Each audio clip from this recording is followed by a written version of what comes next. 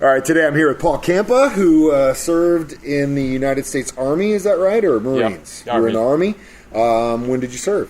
1968 through 71. Okay, so right in the prime time of Vietnam. Oh, yes, I got the Eastern European tour. Yeah. Did you enlist or did you get drafted? There's question on that, but I enlisted. Okay, so it was kind of one of those I want to pick and not let you pick situations. Right. I've heard that story many times where everyone kind of knew it was coming, so they were like, "Well, I might as well jump the gun, so at least I can kind of control where I go." Right. What did you end up doing in the Army? Well, my primary MOS was a comm center specialist. Okay. But I ended up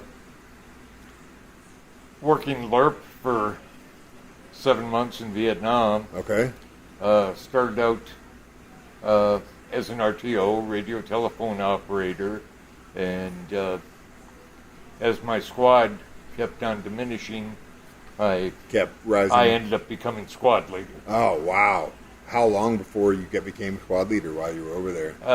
About 2 months. Wow. That's a quick turnaround, especially getting there. And then, because a lot of people don't realize when you talk to guys that have been in the military, more specifically the Army or Marines, they will tell you, hands down every single time, the most important equipment they have on them is their radio. Oh, yeah. 110%. And that's even for today. I mean, obviously we have satellite stuff and whatever, but every single guy, whether it's a Ranger or Special Forces or whatever, guns don't mean nothing. You have to have communication. You gotta have your radio. So what you did was extremely crucial, and I'm sure it's a lot different now compared to what it was then, because obviously we've got satellites, got GPS, we got all this stuff flying around in space.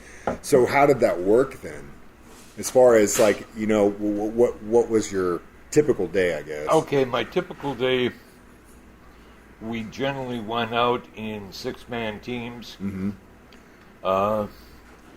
We would jump on a Huey, they would drop us somewhere, and then we would stay for, approximately 4 days, get what intel we could, and then come back in. And then kind of just give them what you saw, where everything was, movement, stuff like that. Wow. So you were probably the most crucial piece of that team then, I would assume. I mean, in a team, everyone's crucial. But like I said at the beginning, the radio guy, that's the guy. Mean, at the time, we're carrying a Prick 25 radio, which is 27 pounds. You carry 2 batteries. They're each 13 pounds right along with it. So we're like 60 pounds now, at least. Yeah. And then plus your own gear. Yeah, on top of that stuff. Oh, I bet you had some strong legs back in the day. Yeah, well, paid the price for it. Yeah. Both my knees have been replaced. Yeah. So did you, what was engineering, because it's essentially an engineering thing, communications, radio technology, stuff like that, especially then. Were you interested in that, or was it just one of those things where you tested well and they're like, this guy can handle it? It's really kind of interesting with that, because when I got out of the Army, I ended up going to NEI, Northwest Electronics Institute. Okay. I'm originally from Minneapolis, and you had Brown Institute and you had NEI. Brown more or less promoted the disc jockey.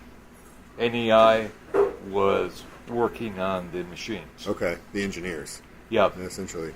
And you did that after you got out? Yeah. Okay, wow. So it kind of led you on your career path? Is that what you did for... Well, that's what I had planned on doing, and then I ended up taking a test for the post office, and I ended up putting 34 years on that. And doing the post office thing. Right. Because at the time, I had a job offer, but it was going to mean that I would be probably on the road 50 weeks out of the year. Mm-hmm. And with kids, yeah. Chris was just born at the time, yeah. And I made a vow that I was not going to be an absentee father. Yeah, and that's a good thing. And in reality, I mean, your family is all you have. Oh, yeah. You know what I mean? So That was a good choice. You can always make money. You know what Yep. I mean? You just can't get time back. There's always a side hustle. Yeah, always. You're not going to miss your side hustle. So how long did you spend in Vietnam for? I was there 367 days. Straight? Yeah. Man. I take that back. I ended up with 2 R&Rs of 7 days apiece, and then I took a 14-day. They just offered 14-day leaves going back to the States, so I jumped on that. Oh, naturally. What'd you do for your 7-day R&Rs? Well, my first one, I was in Bangkok. How was that?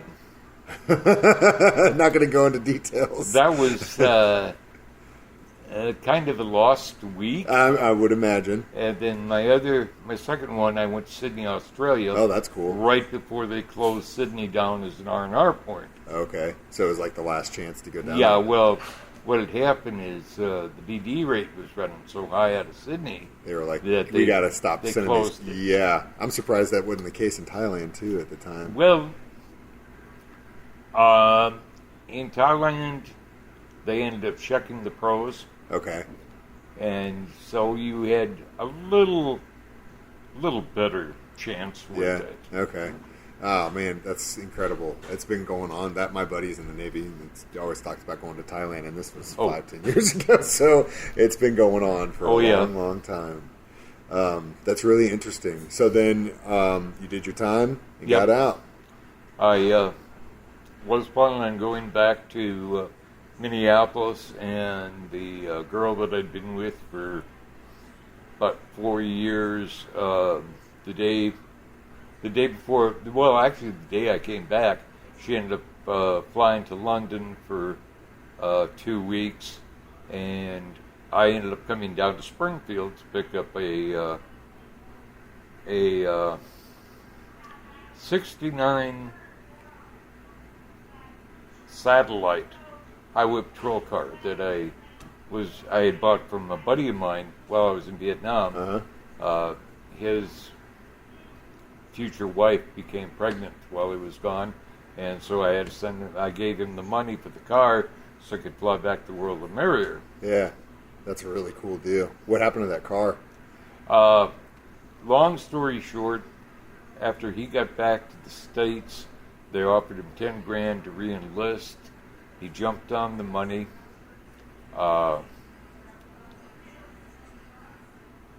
Never got the car. He ended up going to Fort Riley, and I ended up marrying his wife's roommate. Wow, that is a long story short. Yeah. And so that's pretty much how you ended up in Springfield then, I'm assuming, right? Minneapolis guy going to get a car, ends up finding a girl and getting married and having kids. That's incredible. That's awesome. That's just the funny thing about life is that where it leads us, you know what I mean? All those decisions and things that you don't think matter are just going to be insignificant can be huge for you. Or vice versa, you know what I mean? Most definitely. That's really cool. Well, Paul, thank you so much for your service today. And obviously as a postal carrier too, because I think it's valid too, what you guys do in the post office. As a matter of fact, High Life was my route. Yeah? And I knew downtown like the back of my hand. Stick it. Yeah. With Wes, I mean, how long did you do that for? Oh, Lord. I had that route for 14 years. Wow. So the whole downtown scene. Yeah. You were the guys delivering, you were the one delivering the bills to the bar. Yeah. For the most part. I'm sure that's all they got for as far as mail was concerned. More or less. And then with Stick It, probably tons of records. Oh, yeah. All the time. That's awesome. Well, again, thank you so much for your service, and thank you so much for coming to lunch with me today, sir. You're more than welcome. Thank you for inviting me.